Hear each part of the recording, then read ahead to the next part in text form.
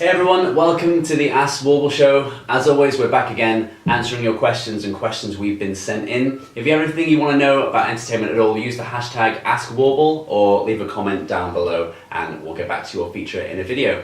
I'm here with Lucy today, who's going to help me answer some questions. So if you don't mind, I'm going to pick your brain a little bit. Please do. Awesome, okay. So first one we get asked this quite a lot and it's a good one to cover. People want to know how early should they be booking their band or their entertainment, whether it's for a wedding or a corporate event or whatever.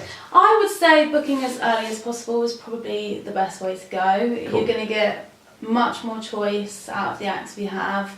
You're going to take away all the panic of kind of like last minute, you know, what shall I book, who's left available. So I think getting an idea of what you want in as early as you can is probably the best I guess way to it go. allows you to kind of plan your day a little bit around your entertainment instead of doing it the other way around. Because if you start planning, you know, your drinks reception and the actual wedding and the dinner, and you kind of try to shoehorn your entertainment at the end, it might not flow as well as you want it to. Right? Exactly, yeah. I think if you get an initial idea and you get that booked in straight away, then your whole, you know, as you say, day will just fit in around it. Cool. And I guess the other thing as well to look at is the fees of bands. They, depending if they're on an up spike or if they're going to be really popular, you might get them at a point where it might be a little bit cheaper to get them a bit earlier on. Do you find that quite often? Oh yeah, definitely, yeah. If we're booking bands for kind of, you know, 18 months in advance, they won't have put their prices up yet for that kind of time, so you're definitely going to get a good discount if you book nice and early. So some of the best bands, some of those popular bands, they're booked up, you know, how often in advance would you say? Maybe like a few months or a year sometimes? Years, or? even 2 years. I think we have Wow. bookings for 2019 at the moment, yeah. So you have to get on that quick. Even if you're thinking of planning a couple of years away, then you should be thinking about it straight away. Definitely. I guess it's good to have it, you know, in the forefront of your mind because it's going to be such a big thing on the day. And so many people say that, you know, the wedding was great and all, the celebration, but what really made it was the band at the end. So if you can get that right, then you should be good to go. Yeah. And I guess you wouldn't want to miss out on your first choice either. No, it's very true, yeah. You don't want to have to trawl through bands and bands and bands and find that you're kind of, you know, picking your 20th choice. So I would get in there early, get the band that you want and get them booked. Awesome, okay. So, I don't know how often you get this question, but a lot of people have asked this and they want to see if they can meet or see the band that they want to book before they actually turn up at the wedding. Okay, and yeah. what would you say to that? We get that asked a lot. Generally we say no. These guys are specifically made up just to play at function weddings. And you don't want to be a wedding crasher. Exactly, and turn yeah. up. Don't be that guy. So yeah, I mean, you know, they do so many weddings, so many private functions that they're so busy and they're focusing on that wedding. You know, there's rarely a chance that you get to go along and see them at these kind of events. But that doesn't mean that you won't get an idea of what they're like or being able to see them live, because obviously a lot of the bands are going to have live videos and stuff that they can watch, right? Yeah, exactly. Yeah, a lot of the bands put as much media as they can online. So they've got loads of amazing like audio clips or videos. Even Facebook page is quite good because they've got you know, recent videos and pictures from all the gigs that they've done. So.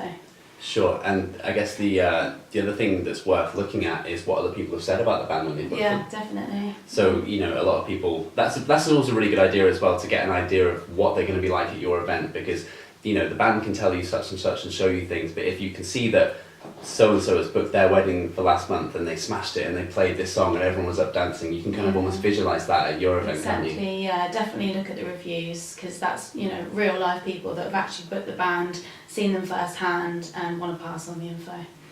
Awesome.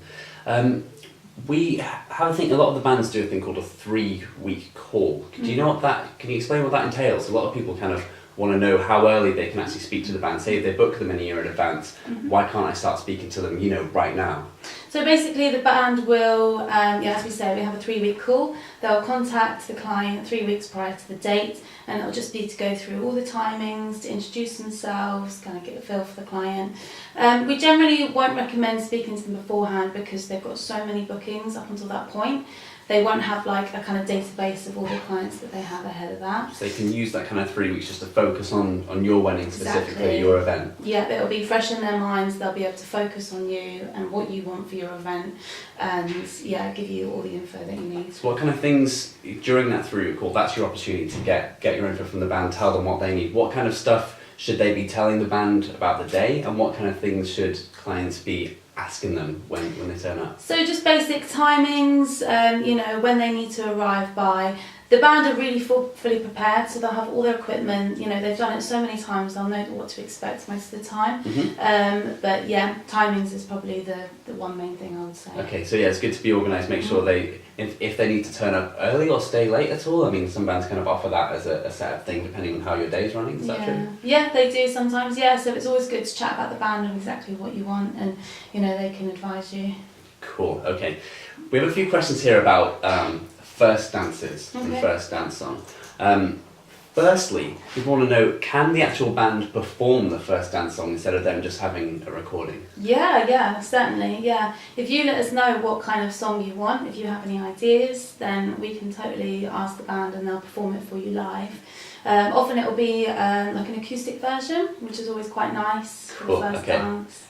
Unless you're a proper, rock and roll couple and you really want to go for it, then I'm sure the band would be more than happy to do like an up-tempo thing. I guess that's something that you have to be really aware of, is your song choice and what bands that you've booked. So for example, if you booked like a Motown band, for example, and you want them to perform Ed Sheeran or something, just make sure they can do it on the instruments. Do you find you have to, when people are asking, just make sure it's realistic enough for the band before you put it forward? Yeah, definitely. Just looking at like the instrumentation. So if you've got like, somebody that wants something that's got strings and piano in, and you've got a 3-piece rock band, it might be hard to kind of translate that one. They'll do their best, but at the end of the day, you need to be aware of what you're getting, and if it is such an important like part of your day and you want it to sound a certain way, then a recording might be better, then playing it might be better. What are the benefits of having the band actually perform the first dance song instead of having a recording? I think you just get so much more feel from the band. It's more of the like emotive part of it as well. If you've actually got somebody in the room that loves performing and loves singing, then hearing that live is really special. I guess it's great for the bands as well to be part of that moment. I mean, they're going to love playing at weddings anyway, but if they can play your first dance song, then it's even more special for them. Yeah, exactly. I guess another thing is that it's a good way to introduce the band for the night, because that's the first time they go on. So instead of you doing your first dance, then like, oh, boom, here's the band. It can be a nice kind of segue into that happening. Yeah, definitely. Cool, okay.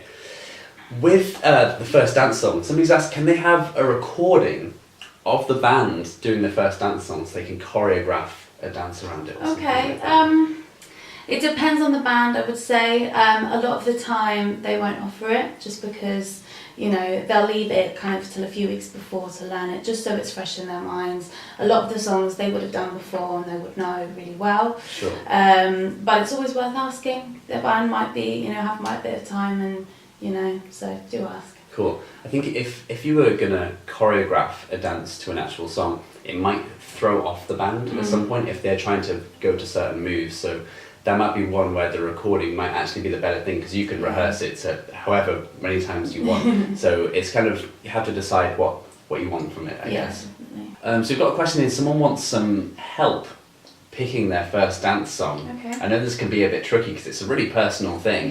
What advice would you give? Do you have any suggestions for first dance songs and what's popular? I mean, we have a lot of, the modern kind of songs like the Ed Sheeran Ed's not going anywhere anytime soon. He's always a safe bet. He's always a trusty kind of first dance choice.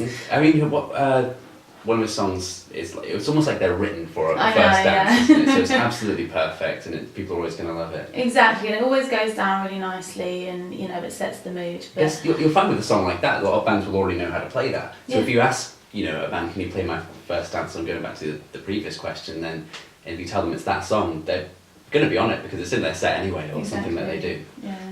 What other tracks should we be looking at? The James Arthur one, another modern one. That's Say You Want Let Go, say something like that. Yeah. He's a good lad, James. He's on the ball. I guess if you want to be a little bit alternative and a bit quirky, just throw something in that's to do with your personality. Your first dance song doesn't always have to be kind of pleasing for everyone. After all, it's your first dance, So if you have a song that you love or that's to do with your relationship or anything like that, I guess it's something you can throw in. Yeah, exactly. Always, make suggestions and, pick something that means something to you, and the band can, find a way of doing it. Have you ever had any really weird or different first dance song requests that you've never had before? We've had a lot of kind of pop song requests, so maybe like an odd kind of Britney song that might not translate well on guitar, but Hit me baby each one more to their time own. for the first dance. I can't imagine that. That's really cool though. I guess that if you want to stand out, that's the way to do it though, right? Exactly, And I guess if you tell the band, can you play, Britney Spears for our first dance? I'm like, yeah, Why cool, not? we'll do that. Yeah. That'll be fun. We had another inquiry today for a mosh pit style first dance. Where is To this go wedding completely at? the other way. We need to get an invite. To I know, that. actually, it sounds cool. That sounds really fun. Cool. Okay, well, that's some cool ideas to throw forward then. Cool. Just one more for you.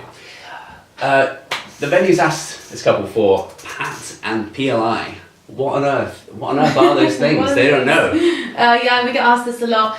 They're basically the insurance documents to make sure the band can play there and they're fully covered.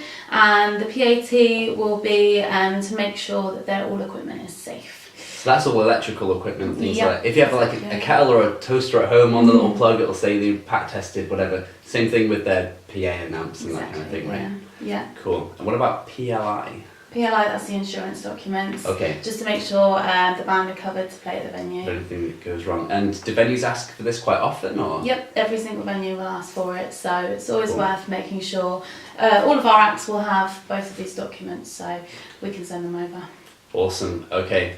Well, thanks very much for joining us today on Ask Warble. Again, just to reiterate, if you guys have any questions, obviously use the Ask Warble tab.